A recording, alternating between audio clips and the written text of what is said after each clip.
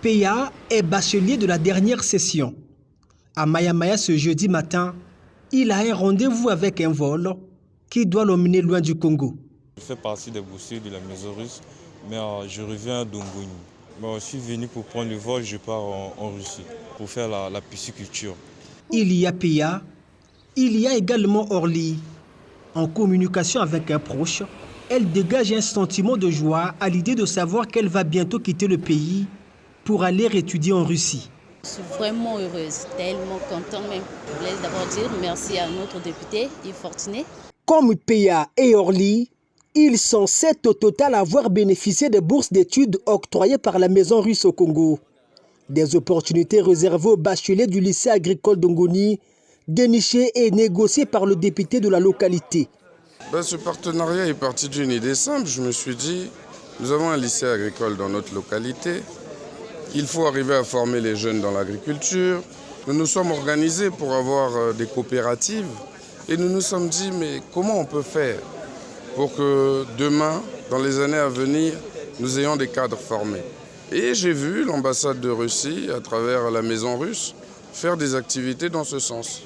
Alors simplement, je me suis rapproché d'eux et la flamme s'est allumée. Des efforts loués par ce conseiller à la jeunesse qui pense que ces jeunes doivent faire du boulot en Russie.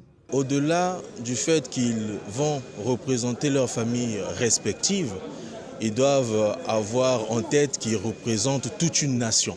Et donc, ils doivent faire de leur mieux pour atteindre l'objectif qui a été fixé afin de revenir servir leur pays et de rendre fier l'honorable qui a travaillé d'arrache-pied pour leur départ. Yves Fortuné Mundelengolo, qui a fait le déplacement de Maya-Maya, est venu justement constater l'aboutissement d'un processus pour lequel il aura cru dès le début.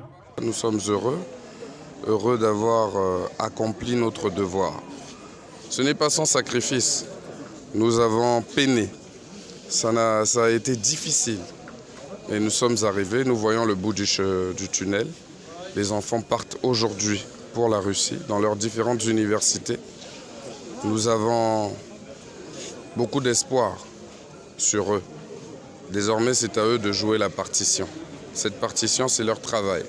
La satisfaction du député, mais aussi celle des parents de ces bacheliers pour qui un rêve est aujourd'hui devenu réalité. Nous vivons une atmosphère on ne peut plus joviale. Toutes les assurances sont à leur portée.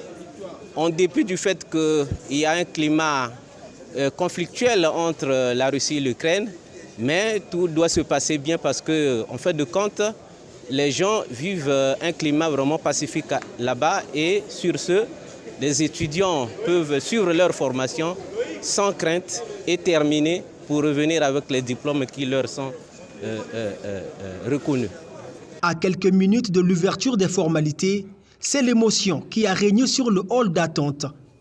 Agriculture, pisciculture et élevage, telles sont les quelques formations que ces apprenants congolais partent étudier en Russie.